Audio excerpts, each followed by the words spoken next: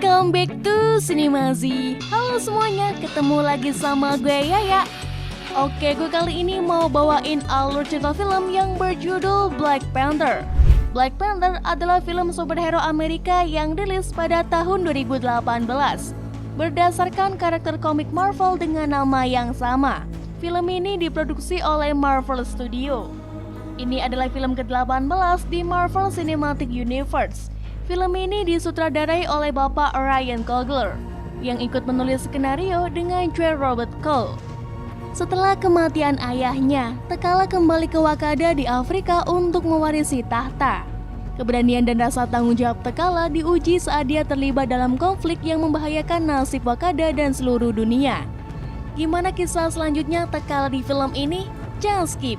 Langsung aja kalian nyari posisi santuy kalian, stay humble dan kalem, jangan lupa kopinya. Langsung aja kita masuk ke alur ceritanya, let's go!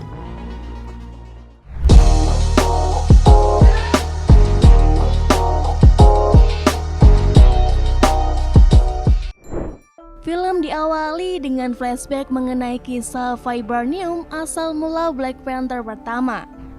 Alkisah jutaan tahun yang lalu, sebuah meteor yang terbuat dari materi terkuat di alam semesta bernama Vibranium menghantam bumi tepat di Wakanda dan mempengaruhi alam sekitarnya.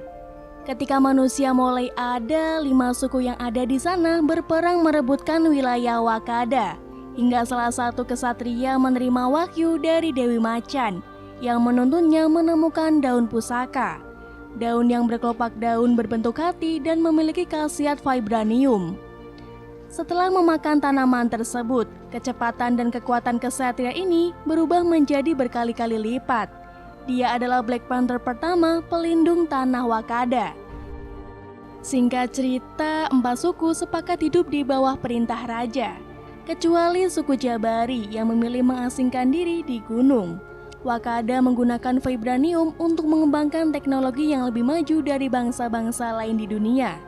Pada saat yang sama pula sedang terjadi peperangan yang sangat besar di seluruh dunia. Untuk melindungi vibranium dari tangan manusia yang tidak bertanggung jawab, Wakanda memilih mengisolasi diri dan bersembunyi agar kekuatannya tidak diketahui dunia luar. End of flashback. Pada tahun 1992, di dalam sebuah komplek apartemen di California, beberapa utusan dari Wakanda menemui seseorang yang bernama N'Jobu.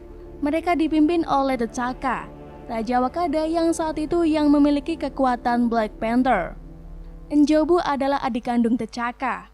Namun maksud kedatangan T'Chaka ke tempat itu karena dia mendapatkan informasi kalau N'Jobu menyelundupkan vibranium keluar Wakanda dengan bantuan seorang pria yang bernama James.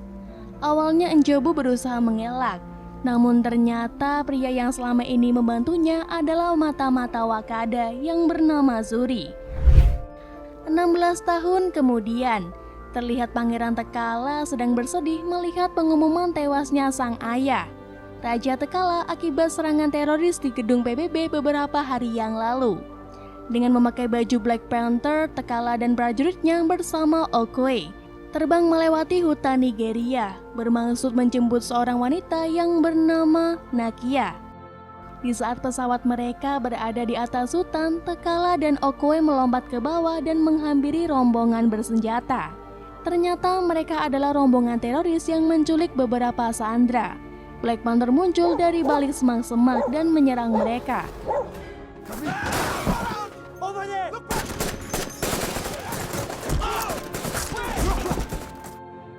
Setelah pertarungan yang cukup sengit, Nakia muncul di antara rombongan sandera.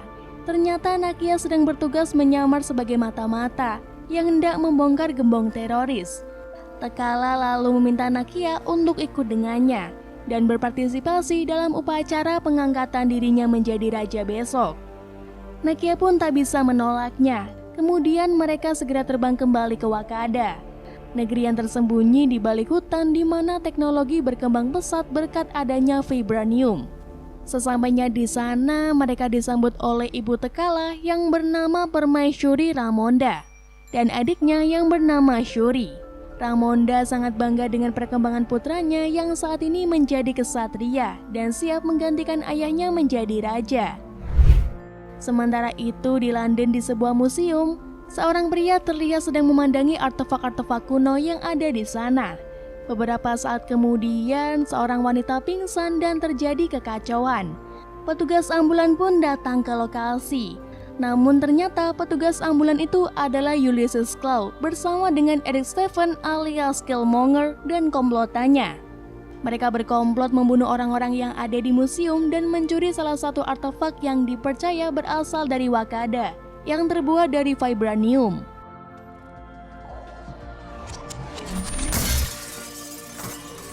Setelah mendapatkan benda yang mereka butuhkan, mereka pun bergegas kabur. Kembali ke Wakanda, pesta pelantikan raja pun dimulai. Suku-suku di Wakanda pun berkumpul di tepi air terjun. Kemudian dari dalam pesawat keluarlah T'Challa yang akan segera dilantik. Shuri yang bertugas sebagai pemimpin upacara lalu memberkati T'Challa ramuan yang mampu menghapus semua kekuatan Black Panther yang ada di tubuhnya. Setelah kekuatan Black Panther itu hilang, Shuri memberitahukan ke semua suku yang berkumpul untuk melakukan pertarungan ritual. Sebelum pelantikan resmi dilakukan, barang siapa yang tidak terima silakan maju untuk bertarung bersama T'Challa. Perwakilan suku-suku yang ada di sana menyatakan tidak akan menantang T'Challa. Shuri lalu bertanya sekali lagi, apakah ada anggota kerajaan yang ingin menantang T'Challa? Sejenak mereka terdiam lalu terdengar suara lantang dari jauh, yang ternyata adalah perwakilan dari suku Jabari yang ingin menantang. Pemimpin mereka yang bernama M'Baku ingin memanfaatkan momen ini untuk merebut tahta dari tangan T'Challa. Karena menurut mereka Wakanda pada saat ini menjadi negeri yang lemah karena dipimpin oleh pria lemah yang tidak mampu melindungi ayahnya sendiri. T'Challa pun menerima tantangan M'Baku. Mereka pun bertarung dan beberapa kali M'Baku berhasil membuat T'Challa terjatuh. Namun T'Challa berhasil mengimbanginya. Walaupun tubuh T'Challa sempat tertusuk tombak, namun T'Challa tidak menyerah dan berhasil mengunci dan mencekik M'Baku. Di saat kritis ini, T'Challa menyuruh M'Baku untuk menyerah karena dia tidak ingin membunuhnya. M'Baku pun menyerah, dan akhirnya T'Challa dinobatkan menjadi Raja Wakanda yang baru.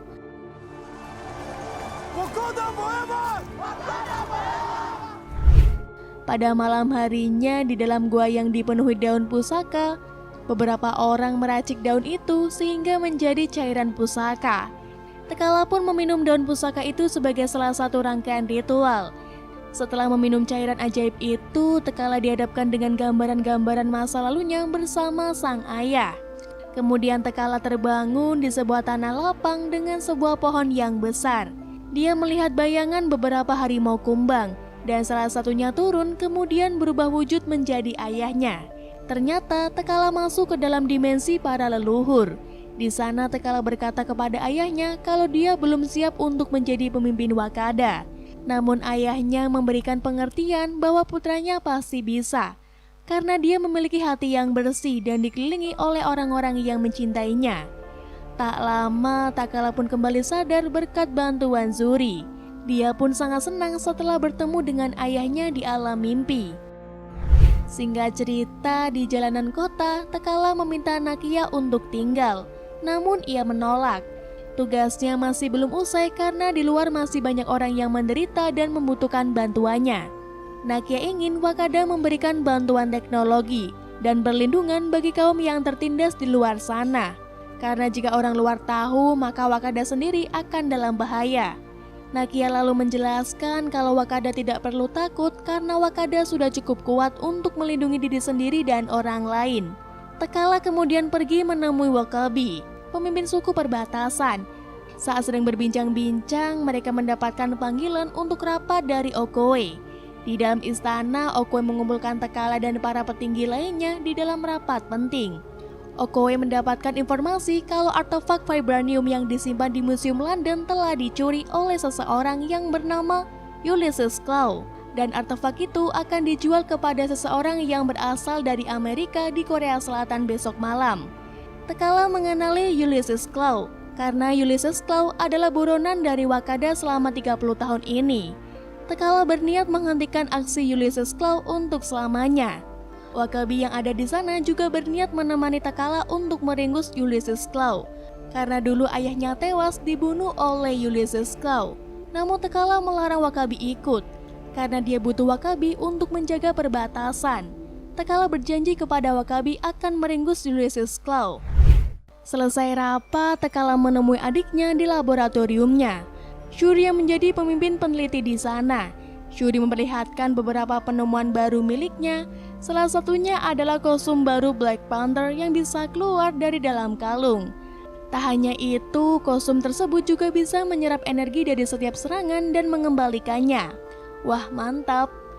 T'Challa, Okoye, dan Nakia berencana untuk mencegat Klaue di kasino bawah tanah di Busan, Korea Selatan, di mana dia akan menjual pusaka itu kepada pembeli yang tidak dikenal. Namun rencana itu berjalan dengan buruk ketika T'Challa mengetahui pembelinya adalah agen CIA Everett Ross. Klaue pun mencurigai kesepakatan itu adalah settingan. Kesepakatan itu kemudian memburuk dan keadaan menjadi kacau.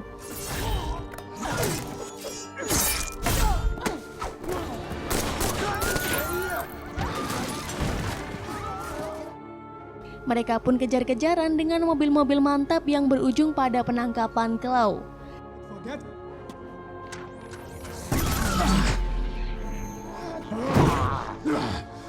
Oh, mercy, King, mercy. Namun setelah Klaue selesai diinterogasi, Killmonger yang menyamar berhasil membebaskan Klaue dan membawanya.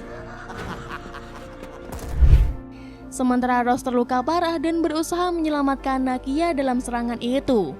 Bukannya mengejar Klaue, T'Challa membawa Ross ke Wakanda, di mana saudara perempuannya Shuri menggunakan teknologi canggih untuk menyelamatkan nyawa Ross. Di sisi lain, Killmonger membunuh Klaue dan membawa tubuhnya ke Wakanda sebagai alat untuk menggulingkan T'Challa.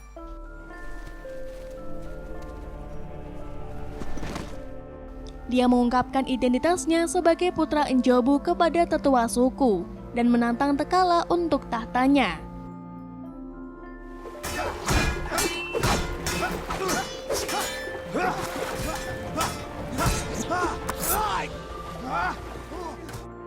Killmonger menang dalam pertempuran ritual dan melemparkan T'Challa yang kalah ke air terjun.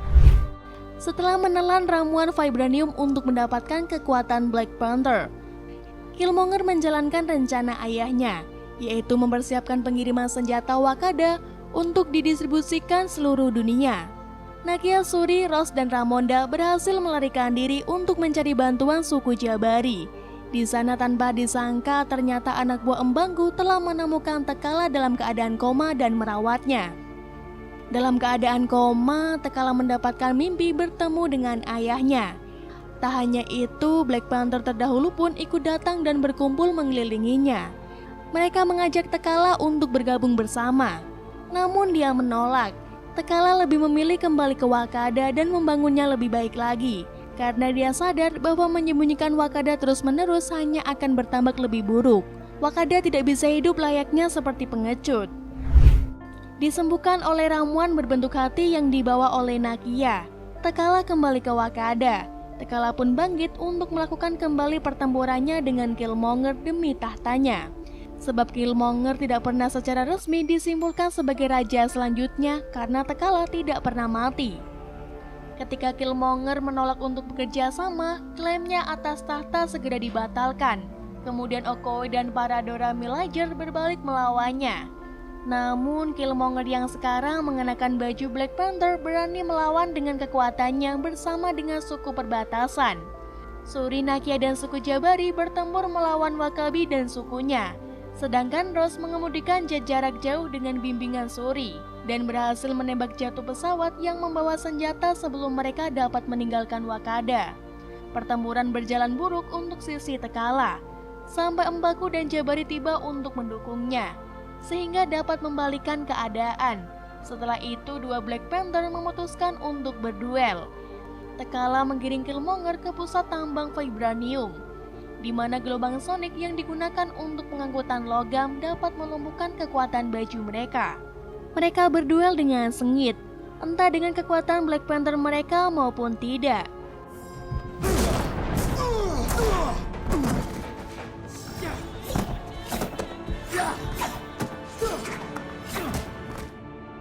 Hingga berkat ketangkasannya, T'Challa dapat mengalahkan Killmonger dengan menikam dadanya menggunakan belati.